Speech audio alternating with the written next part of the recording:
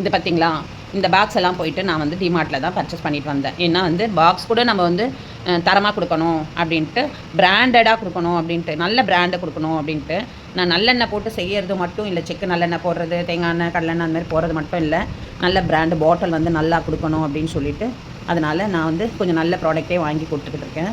ஓகேங்களா, இது ஒரு மாடல் இருக்குது. ஓகேவா, இது வந்து 300 கிராமு, ஆனால் நான் வந்து 1/4 கிலோ தான் இது பண்ணியிருக்கேன். ஓகேங்களா, இது வந்துட்டு நான் இப்போ வந்து இது 250 கிராம் தான். ஆனால் நான் வந்து ரொம்ப முட்டி போட வேண்டாம், அதனால் இது ஒரு 100 கிராம் அந்த மாதிரி போடுற மாதிரி வச்சுக்கலான்ட்டு இருக்கேன் இனிமேல். ஓகேங்களா, இது வந்துட்டு இந்த பாக்ஸ் மாடல் வந்து ஒன்று வந்து இந்த மாதிரி மாடல் வாங்கியிருக்கேன்.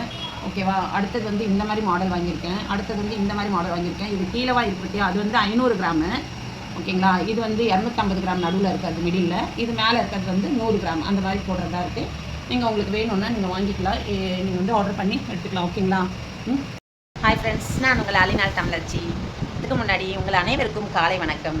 இப்போ நான் இன்றைக்கி என்ன கான்செப்ட் எடுத்திருக்கேன்னா, நம்ம வந்து ஒரு பிஸ்னஸ் ஒன்று நான் ஆரம்பிச்சிருக்கேங்க. அந்த பிஸ்னஸ் வந்து நல்லா வரணும்னு சொல்லிவிட்டு நீங்கள் எல்லாருமே பிளஸிங்ஸ் பண்ணுங்கள்.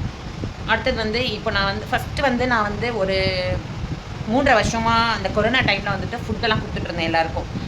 டெலிவரிக்கு வந்துட்டு காலேஜ் பசங்க படிக்கிறாங்கல்ல, அவங்க காலேஜ் பசங்களை வந்து பார்ட் டைம் மாதிரி செஞ்சுட்டு இருந்தாங்க. அப்போ என்னோடய வண்டியை தான் நான் கொடுத்து இந்த மாதிரி வந்து போயிட்டு சாப்பாடு கொடுத்துட்டு வர்றதுக்கு அந்த பசங்க தான் போய் கொடுத்துட்டு வருவாங்க. அப்படி தான் இருந்தோம். 3 வருஷமாக நான் வந்து ஜூஸ் ஐட்டமு, அப்புறம் வந்து இளநீர், இப்படி தான் நான் ஒரு ஆஃபர் மாதிரி கொடுத்துட்ருந்தேன். சரி, பேஷண்ட்டுங்களுக்கெல்லாம் வந்து நல்லா கொடுக்கணும் அப்படின்னு சொல்லிட்டு நல்லெண்ணெய், செக்கு நல்லெண்ணெய், செக்கு தேங்காய் எண்ணெய், செக்கு கடலெண்ணெய் இதை தான் யூஸ் பண்ணுவேன். இந்த கோல்டு வினர் மட்டும் வந்து அப்பளம் பொரி அப்பளம் பொரிக்க வாங்குவேன்.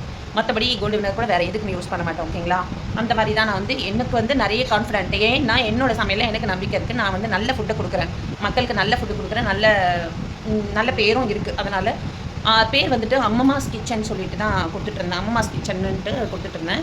இப்போ வந்து நம்ம இந்த தொக்கு பிஸ்னஸ் பண்ணுறோம் பார்த்தீங்களா, அதில் வந்துட்டு அம்மம்மாஸ் தொக்கு வகைகள்.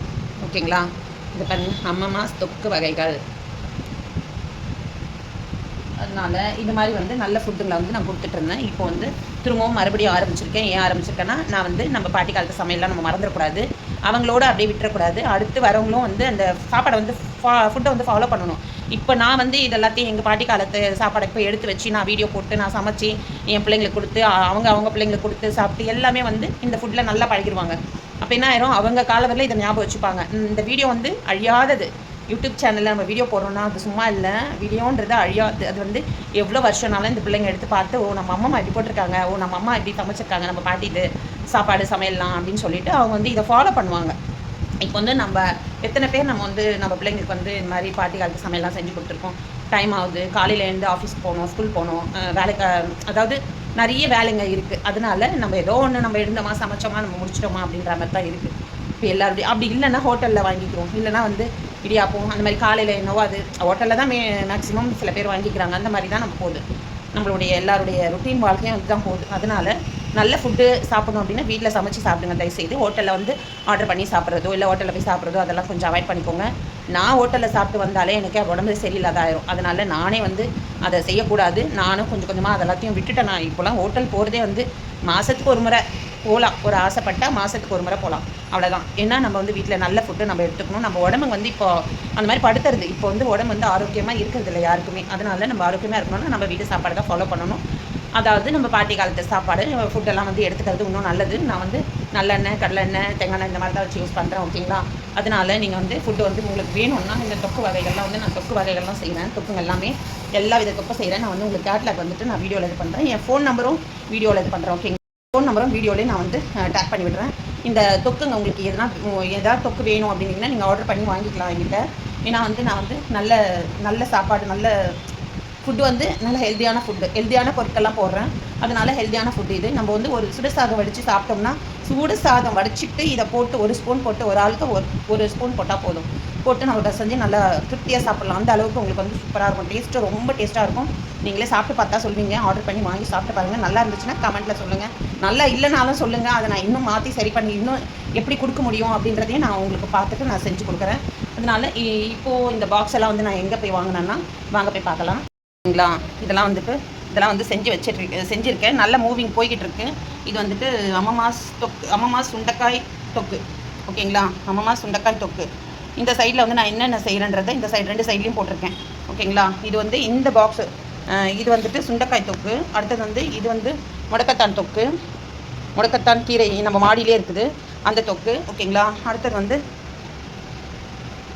இது வந்துட்டு பிரண்டை தொக்கு. ஓகேங்களா?